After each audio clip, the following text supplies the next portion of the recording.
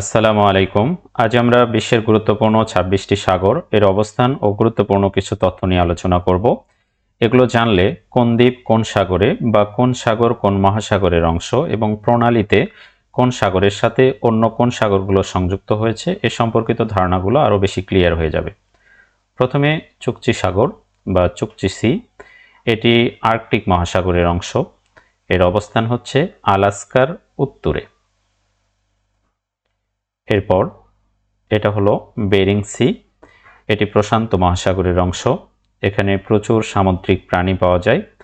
তো এই Chukchi C এবং এই বেরিং সি, এই দুই সাগরের মাঝে বেরিং প্রণালী অবস্থিত। এরপর ক্যারিবিয়ান সি, এটি আটলান্টিক মহাসাগরের অংশ। এটার অবস্থান হচ্ছে যুক্তরাষ্ট্রের দক্ষিণে, মধ্য আমেরিকা ও ক্যারিবীয় দ্বীপপুঞ্জের মাঝে। এটার মূল বৈশিষ্ট্য হচ্ছে এখানকার জলগুলো খুব উষ্ণ হয় এবং এটা হচ্ছে একটা ঘূর্ণিঝড় প্রবণ এলাকা। কিউবা, পোর্টোরিকো এবং জ্যামাইকা দ্বীপ এই সাগরের অংশ। এই সাগরের কাছেই এখানে পানামা খাল অবস্থিত। এরপর নরওয়েজিয়ান সি, এটি আটলান্টিক মহাসাগরের অংশ। এর অবস্থান নরওয়ে ও আইসল্যান্ডের মাঝে। আইসল্যান্ড দ্বীপ এই সাগরেই অবস্থিত। এটি মৎস্য সম্পদ সমৃদ্ধ, গভীর ও ঠান্ডা সাগর। এরপর নর্থ সি, এটি আটলান্টিক মহাসাগরের অংশ। যুক্তরাজ্য ও স্ক্যান্ডিনেভিয়ার মাঝে অবস্থিত। এটি একটি অগভীর সাগর।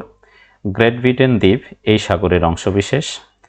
তেল ও প্রাকৃতিক গ্যাস সমৃদ্ধ এই নর্থ সি বা উত্তর সাগর। বাল্টিক সি, এটি আটলান্টিক মহাসাগরের অংশ। উত্তর ইউরোপে এটি অবস্থিত। বাল্টিক সাগরের লবণাক্ততা কম। হোয়াইট সি, এটা আর্কটিক মহাসাগরের অংশ। এটি উত্তর ও পশ্চিম রাশিয়ায় অবস্থিত। শীতে এটি বরফে জমে যায়। আড্রিয়াটিক সি, এটি ভূমধ্য সাগরের অংশ। এটি ইতালি ও বলকান উপদ্বীপের মাঝে অবস্থিত। এরপর মেডিটেরিয়ান সি, এটা ওয়েস্টার্ন বেসিন, ডাব্লিউবিতে ওয়েস্টার্ন বেসিন, এবং আরেকটা আছে এই পাশে মেডিটেরিয়ান সি, এটা ইস্টার্ন বেসিন। তো এই দুইটা সাগরকে আমরা ভূমধ্য সাগর বলে থাকি যেটাকে। তো এই ভূমধ্য সাগর আটলান্টিক মহাসাগরের অংশ। এটি এশিয়া, ইউরোপ এবং আফ্রিকা মহাদেশের মাঝে অবস্থিত। এখানে সাইপ্রাস ও সিসিলি দ্বীপ এই সাগরেই অবস্থিত। সাগরটি ইতিহাস সমৃদ্ধ এবং প্রাচীন সভ্যতার কেন্দ্র। সি অফ আজব বা আজব সাগর, এটা পৃথিবীর অন্যতম একটা অগভীর সাগর। এরপর আছে ব্ল্যাক সি বা কৃষ্ণ সাগর, এটি আটলান্টিক মহাসাগরের অংশ। এই সাগরের নিচের স্তরে অক্সিজেনের পরিমাণ খুবই কম।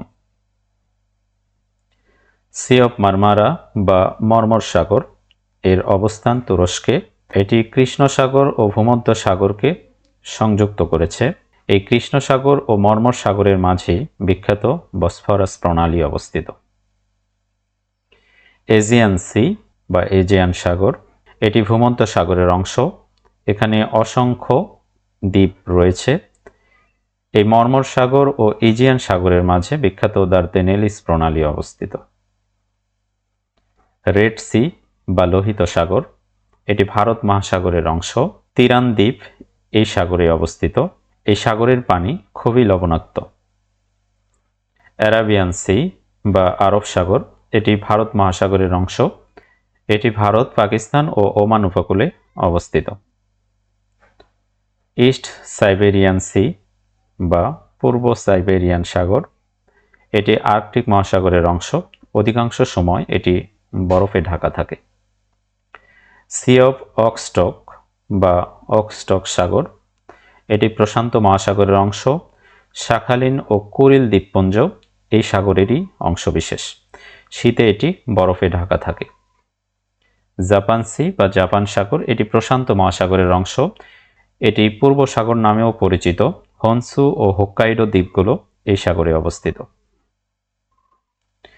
ইয়েলো সি বা হলুদ সাগর বা পিচ সাগর, এটি প্রশান্ত মহাসাগরের অংশ।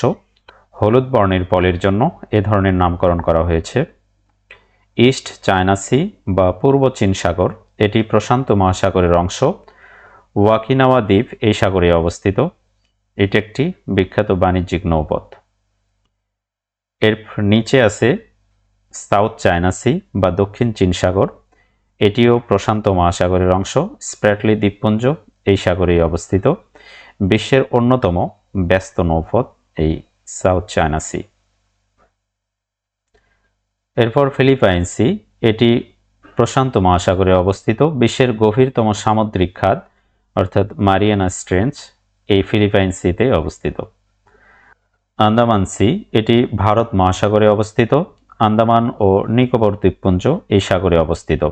এখানে প্রবাল প্রাচীর দেখা যায়। এই আন্দামান ও দক্ষিণ চীন সাগরের মাঝেই বিখ্যাত মালাক্কা প্রণালী অবস্থিত। জাভা সি, এটি প্রশান্ত মহাসাগরে অবস্থিত। বর্ণীয় দ্বীপ এই সাগরে অবস্থিত। এটি একটি অগভীর সাগর। তিমুর সি বা তিমুর সাগর, এটি ভারত মহাসাগরের অংশ। তিমুর দ্বীপ এই সাগরেই অবস্থিত। এই সাগরটি তেল এবং গ্যাস সমৃদ্ধ। এরপর সর্বশেষ তাসমান সি, এটি প্রশান্ত মহাসাগরের অংশ। তাসমান দ্বীপ, এই যে এটা তাসমান দ্বীপ এই সাগরেই অবস্থিত। অস্ট্রেলিয়ার পূর্ব দিকে এই তাসমান সিটা অবস্থিত। ভিডিওটি ভালো লাগলে লাইক কমেন্ট করে উৎসাহিত করবেন এবং সাবস্ক্রাইব করে পাশে থাকবেন। ধন্যবাদ সবাইকে।